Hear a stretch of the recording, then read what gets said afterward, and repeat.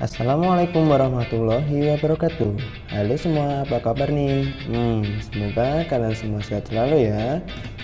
Apakah kalian tahu bahwasanya terkadang manusia butuh alat untuk membantu dalam kehidupan sehari-hari, seperti untuk melihat, membaca, dan mencari tahu hal yang mungkin susah untuk dilihat dengan indera mata.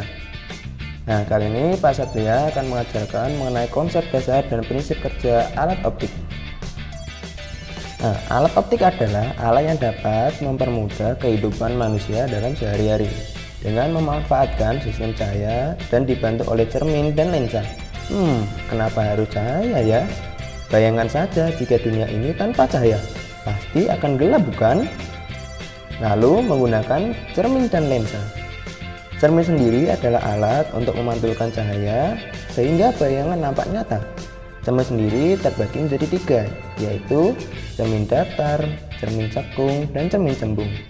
Contohnya saja pada cermin rias atau pada cermin cekung kita bisa melihat dari sendok, dan cermin cembung pada cermin di persimpangan jalan. Selanjutnya lensa. Lensa sendiri prinsipnya adalah pembiasan, yaitu membentuk bayangan sehingga menjadi maya dan jelas. Lensa terdiri dari dua, yaitu lensa cembung dan cekung.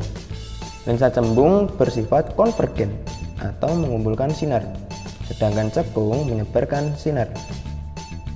Nah, kali ini Pak Satria sudah merangkum 5 alat optik. Apa saja? Mata. Mata adalah anugerah Tuhan dan fungsinya untuk melihat secara nyata. Prinsipnya cahaya akan masuk ke lensa dan menghasilkan bayangan dan ditangkap oleh retina, lalu ditransmisikan ke otak sehingga gambar kita terlihat secara nyata. Yang kedua yaitu kacamata. Kacamata sendiri berfungsi membantu seseorang yang memiliki cacat mata pada mata, seperti rabun jauh, rabun dekat, dan lain sebagainya. Cara kerjanya sendiri mengatur bayangan agar jatuh tepat di retina. Kamera. Hampir sama dengan mata, kamera berfungsi sebagai alat untuk menangkap gambar atau merekam suatu kejadian. Bedanya, cahaya masuk difokuskan ke lensa, lalu ditangkap oleh sensor kamera, bukan pada otak manusia loh ya. Selanjutnya yaitu ada teleskop. Teleskop sendiri digunakan untuk mengamati benda atau objek yang jauh. Nah, dan cara kerjanya sendiri hanyalah memperbesar gambar atau objek. Jika semakin besar diameternya, maka akan semakin jelas pula objeknya. Nah, teleskop sendiri ada dua, yaitu teleskop bumi dan bintang. Teleskop bumi hanya bisa melihat yang ada di bumi saja, sedangkan teropong bintang bisa melihat sampai keluar angkasa. Kira-kira bisa melihat UFO apa enggak ya? Yang terakhir ada loop atau kaca pembesar.